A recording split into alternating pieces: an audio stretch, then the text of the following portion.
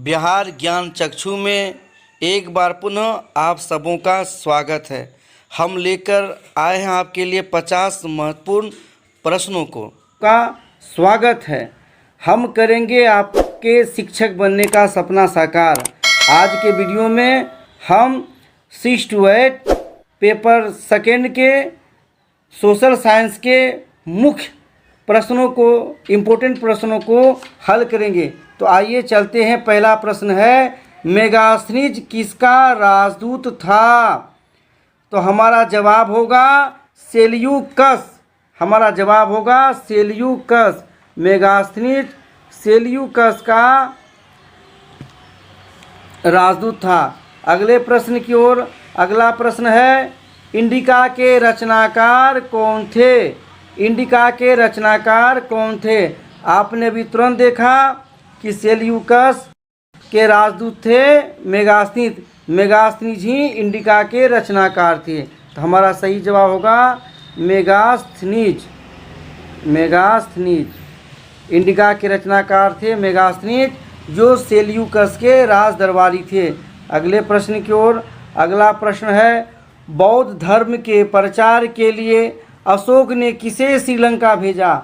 आप जानते हैं अशोक महान, वे बौद्ध धर्म के अनुयायी थे। जब कलिंग पर उसने आक्रमण किया था, उसी समय उसका हृदय द्रवित हो उठा था और उसने कभी भी युद्ध न लड़ने का संकल्प लिया था और बौद्ध धर्म ग्रहण कर लिया था। और वे बौद्ध धर्म के प्रचार प्रसार पे पूरा ध्यान देते थे। तो उसने बौद्ध धर्म के प्रचार के लिए अपने पुत्र महेंद्र और अपनी पुत्री संघमित्रा को श्रीलंका भेजा। तो हमारा उत्तर होगा महेंद्र और संघमित्रा। महेंद्र और संघमित्रा। संघमित्रा अशोक महान की पुत्री थी और महेंद्र अशोक के पुत्र थे। इन्हीं दोनों को बौद्ध धर्म के प्रचार के लिए अशोक ने श्रीलंका भेजा। अगले प्रश्न की ओर। अगला प्रश्न है, 3 महीने के हाथी के बच्चे का भार लगभग कितना होता है? 3 महीने के हाथी के बच्चे का भार लगभग 200 kg अर्थात 2 क्विंटल होता है। हमारा उत्तर होगा 2 क्विंटल अर्थात 200 kg। अगले प्रश्न की ओर। अगला प्रश्न है, कांसा किस धातु का मिश्रण है? हमारा सही जवाब होगा तांबा और टीन। तांबा और टीन। कांसा जो है तांबा और टीन का मिश्र धातु है। अगले प्रश्न की ओर। अगला प्रश्न है, गौतम बुद्ध के सर्वप्रिय शिष्य कौन थे? गौतम बुद्ध थे आनंद। आनंद गौतम बुद्ध के सर्वप्रिय शिष्य थे। अगले प्रश्न की ओर। अगला प्रश्न है, चंद्रगुप्त मौर्य ने अपना अंतिम समय कहाँ बिताया था? तो उत्तर होगा श्रवणबेलागोला, जो कर्नाटक में है। हमारा उत्तर होगा श्रवणबेलागोला, जो कहाँ है? कर्नाटक राज्य में। श्रवणबेलागोला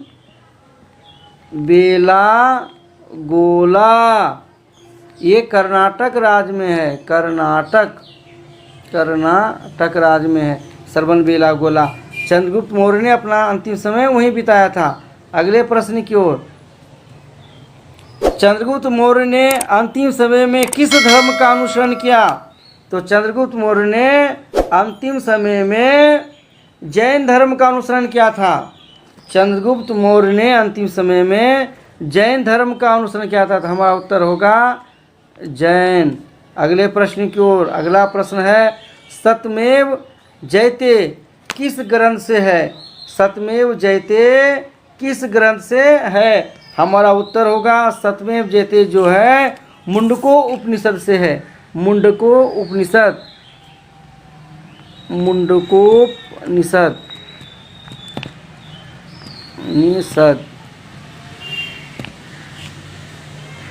मुंडकोपनिषद से सत्यमेव जयते अर्थात सत्य की ही जीत होती है, ये मुंडकोपनिषद से है। अगला प्रश्न है, क्षत्रियों का नाश करने वाला अर्थात सर्वक्षत्रांतक किसे कहा गया है? क्षत्रियों का नाश करने वाला अर्थात सर्व क्षत्रांतरक नंद वंश के संस्थापक महापद्मनंद को कहा गया है। महापद्मनंद को सर्व क्षत्रांतरक कहा गया है। अगले प्रश्न की ओर। अगला प्रश्न है, एकराट के नाम से कौन जाने जाते हैं? एकराट के नाम से कौन जाने जाते हैं? तो हमारा सही जवाब होगा महापद्मनंद जिसे सर्व क्षत्रांतरक कहते थे, वही एकराट के नाम से भी जाने जाते थे। महापद्मनंद उत्तर होगा महापद्मनंद। अगले प्रश्न की ओर। अगला प्रश्न है, हर्यक वंश के किस शासक की उपाधि कुनिक थी? तो हमारा उत्तर होगा हर्यक वंश के जो शासक थे उसमें से अजात शत्रु को कुनिक की उपाधि दी गई थी। उत्तर होगा अजात शत्रु। अगला प्रश्न है, मानव ने सर्वप्रथम किस धातु का प्रयोग किया था? तो उत्तर होगा मानव ने सबसे पहले तांबा धातु का प्रयोग किया था।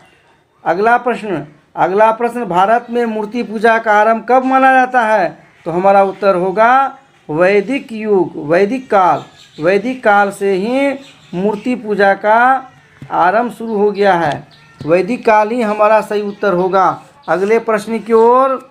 अगला प्रश्न है, उत्तर वैदिक काल में इंद्र का स्थान किसे मिला है? तो उत्तर होगा प्रजापति को उत्तर वैदिक काल में इंद्र का स्थान मिला है।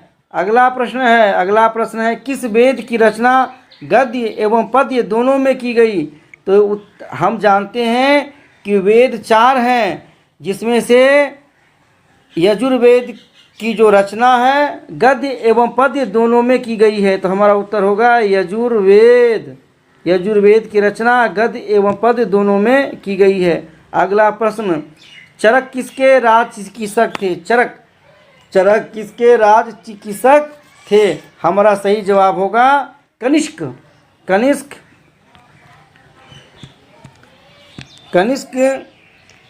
के राज चिकित्सक थे चरक जो है कनिष्क के दरबार में रहते थे। अगले प्रश्न की ओर। अगला प्रश्न है, मौर्य काल का शिक्षा का सर्वाधिक प्रसिद्ध केंद्र कौन था? तो उत्तर होगा तक्षशिला, जो अभी पाकिस्तान में है, तक्षशिला। अगला प्रश्न है, बिग बियर क्या है? तो उत्तर होगा बिग बियर जो है क्या है? नक्षत्र मंडल है। बिग बियर नक्षत्र मंडल। हमारा सही जवाब होगा नक्षत्र मंडल। अगले प्रश्न की ओर। महात्मा गांधी द्वारा संपादित अंग्रेजी साप्ताहिक पत्रिका कौन थी? आप जानते हैं कि महात्मा गांधी ने हरिजन पत्रिका का भी संपादन किया था। 1933 में हरिजन पत्रिका का संपादन किया था, लेकिन इसका एक अंग्रेजी साप्ताहिक पत्रिका निकलती थी, उसका नाम था यंग इंडिया।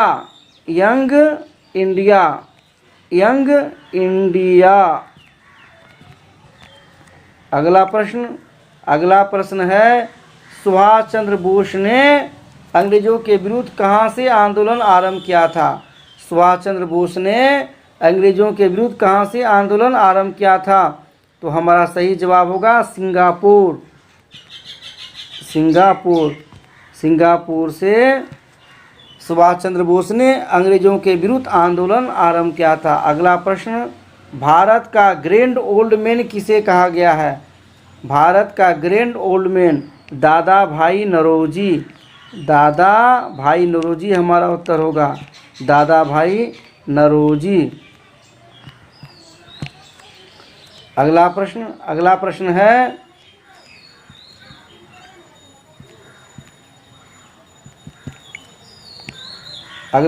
है गुप्त काल के सर्वाधिक लोकप्रिय देवता कौन थे? गुप्त काल के सर्वाधिक लोकप्रिय देवता कौन थे? उत्तर होगा भगवान विष्णु जो है गुप्त काल के सर्वाधिक लोकप्रिय देवता थे? हमारा उत्तर गया विष्णु पे। अब अगला प्रश्न है कांग्रेस के संस्थापक कौन थे? कांग्रेस एक भारत की राष्ट्रीय पार्टी है। इसका जो संस्थापक था एक अंग्रेज ही था जिसका नाम था A.O. Hume. A.O. Hume Congress party के संस्थापक रहे हैं। कांग्रेस पार्टी की स्थापना 1885 में की गई थी। अगला प्रश्न है गुप्त वंश का वो राजा जिसने हुनों को भारत पर आक्रमण से रोका कौन था? तो हमारा सही जवाब होगा स्कंदगुप्त। स्कंदगुप्त ने हुनों को भारत पर आक्रमण से रोका था। तो हमारा सही जवाब होगा स्कंदगुप्त।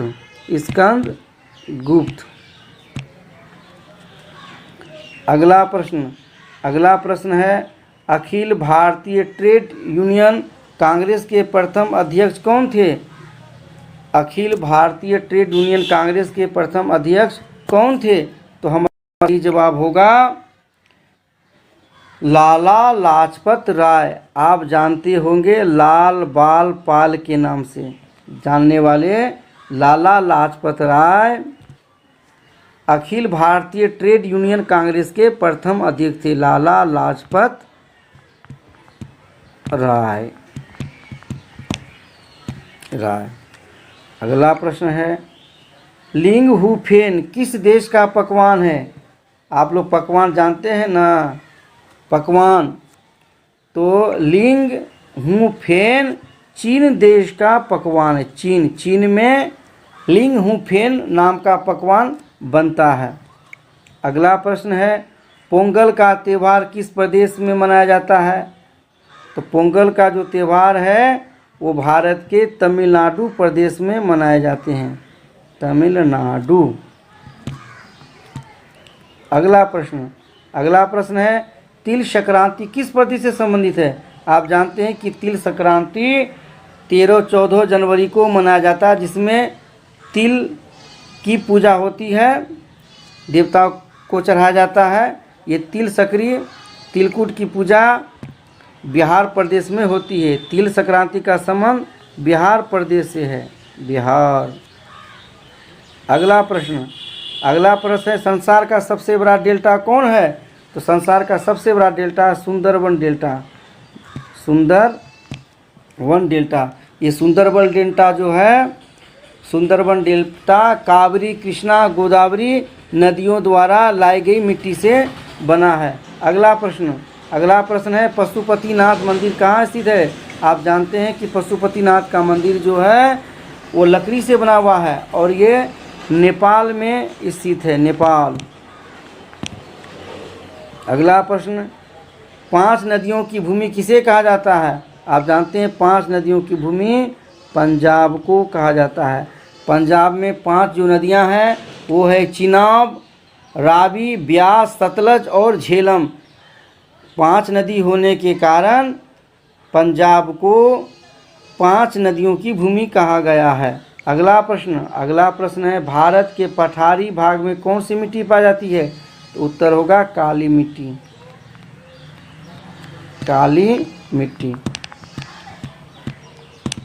भारत के पठारी भाग में काली मिट्टी पाई जाती है। अगले प्रश्न की ओर किस देश को पूर्व का मोती कहा जाता है? तो उत्तर होगा श्रीलंका को पूर्व का मोती कहा जाता है, श्रीलंका। अगला प्रश्न है थार मरुस्थल कहाँ है? आप जानते हैं कि थार मरुस्थल राजस्थान में है।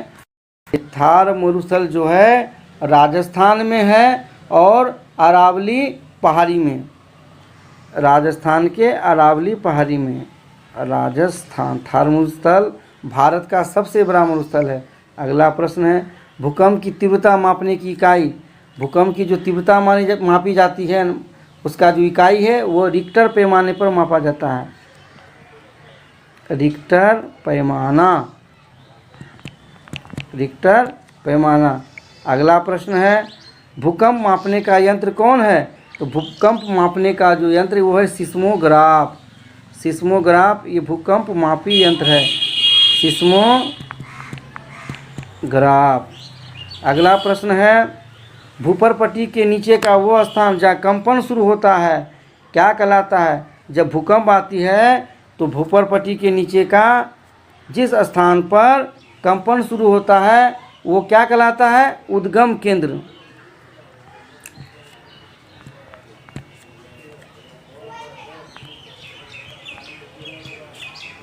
उद्गम केंद्र। अगला प्रश्न है, मध्य रात्रि का सूर्य कहाँ दिखा देता है? माने आधी रात का सूर्य कहाँ दिखा देता है? आप जानते हैं आधी रात का सूर्य जो है नॉर्वे में दिखाई पड़ता है। नॉर्वे हमारा सही उत्तर होगा, नॉर्वे। आप लोग इसी तरह हमारे चैनल के साथ बने रहें, ज़रूर ही आपको सफलता हाथ लगेगी। हमको विश्वास है कि इस प्रकार की जीके से आप सीटेट, बीटेट किसी प्रकार के टीटी परीक्षा में उत्तीर्ण हो सकते हैं। विभिन्न प्रकार के प्रतियोगी परीक्षाओं में ये प्रश्न पूछे जाते हैं, इसलिए हमारे चैनल के साथ आप बने रहें। पृथ्वी की सबसे ऊपरी परत को क्या कहते हैं? तो पृथ्वी की जो सबसे ऊपरी परत है उसको हम बोलते हैं भूपरपट्टी या भूपरपट्टी। इसको अंग्रेजी में बोलते हैं करस्ट। ये पृथ्वी का सबसे ऊपरी परत, CRUST, करस्ट। अगला प्रश्न है, वनस्पतियों एवं जीव जंतुओं का अवसाद किस प्रकार के चट्टानों में पाया जाता है? तो हमारा सही जवाब होगा अवसादी चट्टान। हमारा सही जवाब होगा अवसादी चट्टान। अवसादी चट्टान में वनस्पति जीव जंतुओं का जो है जीवाश्म पाया जाता है। अवसाद मीन्स जीवाश्म। अगला प्रश्न है, किस महाद्वीप में ज्वालामुखी नहीं है? तो हमारा किस महाद्वीप में ज्वालामुखी नहीं है? उत्तर होगा ऑस्ट्रेलिया। ऑस्ट्रेलिया महाद्वीप में ज्वालामुखी नहीं है, उत्तर होगा ऑस्ट्रेलिया।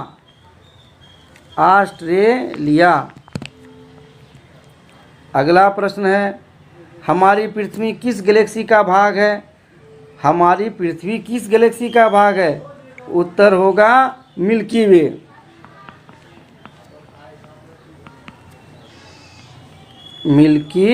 वे, यानी दुग्ध मेखला। अगला प्रश्न है, गैलेक्सी की आकृति कैसी है? उत्तर होगा सर्पिल के आकार का, अर्थात सर्पिलाकार। हमारी जो गैलेक्सी है वो सर्पिलाकार है। सर्पिलाकार में सर्पिल के आकार का। अगला प्रश्न, वायुमंडल की सबसे निचली परत कौन है? वायुमंडल की सबसे निचली परत कौन है? ये प्रश्न बार बार परीक्षाओं में पूछे जाते हैं। तो सही जवाब होगा क्षोभमंडल। ये वायुमंडल की सबसे निचली परत है, क्षोभमंडल। इसी मंडल में मौसम संबंधी घटनाएं घटित होती है। अगला प्रश्न है, किस मंडल से रेडियो परावर्तित होकर पृथ्वी में वापस लौट आती है? ये हमारा सबसे ऊंची वायुमंडल का सबसे ऊपर का परत है। इसका ऊपर परत है जिसका नाम है आयन मंडल। यहाँ से रेडियो तरंगे लौटकर वापस आ जाती है। आयन मंडल ये वायुमंडल का सबसे ऊपरी परत है। अगला प्रश्न, भारत के किस राज्य के 3 तरफ अंतर्राष्ट्रीय सीमा है? त्रिपुरा एक ऐसा राज्य है, ये 3 तरफ से बांग्लादेश से घिरा हुआ है। उत्तर, दक्षिण और पश्चिम से यह बांग्लादेश से घिरा हुआ है। उत्तर होगा त्रिपुरा। अगला प्रश्न है, शिवालिक पहाड़ियाँ किसका हिस्सा है? शिवालिक की पहाड़ियाँ किसका हिस्सा है? तो उत्तर होगा हिमालय पर्वत श्रेणी। शिवालिक जो है हिमालय पर्वत श्रेणी का हिस्सा है। हिमालय पर्वत श्रेणी। अगला प्रश्न है, उत्तराखंड के किस भाग में पाताल तोड़ कुएं पाए जाते हैं? पातालतुर कुएँ उत्तराखंड के तराई भागों में पाई जाती हैं, तराई भागों में। अगला और अंतिम प्रश्न है, भारत तथा पाकिस्तान के बीच सीमा का निर्धारण किस रेखा से होता है? तो उत्तर होगा रेड क्लिफ रेखा। रेड क्लिफ रेखा, ये जो है रेड क्लिफ रेखा से भारत तथा पाकिस्तान के बीच सीमा का निर्धारण हुआ है। रेड क्लिफ रेखा, रेड क्लिफ रेखा। आप हमारे चैनल के साथ बने हुए रहे, इसके लिए आपको धन्यवाद। नए नए वीडियो को देखने के लिए हमारे चैनल को सब्सक्राइब करें और अगर पसंद हो तो लाइक अवश्य